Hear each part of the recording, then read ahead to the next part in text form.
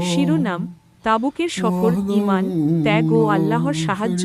প্রিয় শ্রোতা বন্ধুরা, আসসালামু আলাইকুম ওয়া রাহমাতুল্লাহ।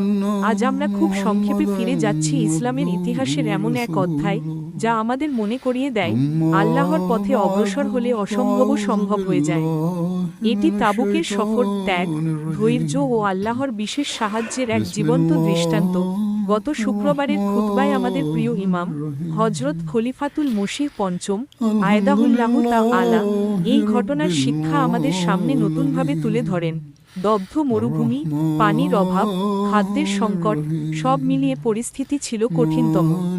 কেউ প্রস্তাব দিলেন উট জবাই করে খাদ্য জোগাড়ের, কিন্তু হযরত উমর বললেন, সবাই সামান্য যা আছে একত্র করি এবং রাসূলুল্লাহ দোয়া করবেন।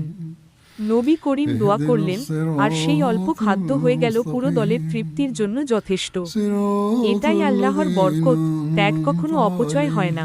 তৃষ্ণায় কাতর সাহাবীরা পানির আশায় ব্যাকুল। নবী হাত তুললেন আসমানের দিকে, মেঘ জমল, বৃষ্টি নামল, শুধু সেই স্থানে যেখানে মুসলিম বাহিনী ছিল। ইতিহাস যেন বলে উঠল, যে আল্লাহর ওপর নির্ভর করে, আসমান জমিন তার সাহায্যে এগিয়ে আসে। তাবুকের পথে ছিল সতর্কতার শিক্ষাও। হিজরের উপত্যকা, যেখানে নবী সালেহ এর জাতি আল্লাহকে অস্বীকারে ধ্বংস হয়েছিল, সেখানে নবী সাহাবীদের সতর্ক করলেন যাতে অহংকার নিয়ে প্রবেশ না করে। নিয়ামতের মূল্য ভুলে গেলে নিয়ামত সরে যায়। এই শিক্ষা আজও সত্য। হুজুর খুতবায় আমাদের বর্তমান পরিস্থিতির দিকেও নজর দিতে বললেন। পাকিস্তান ও বাংলাদেশে আহমদীদের বিরুদ্ধে ষড়যন্ত্র, হামলা ও নিপীড়ন, হুজুর বিশেষ দোয়ার আহ্বান রাখলেন।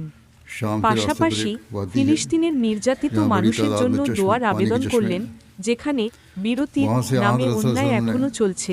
তাবুক আমাদের শেখায় ধৈর্য, ঐক্য, ত্যাগ ও দোয়া, এগুলোই বিজয়ের চাবিকাঠি।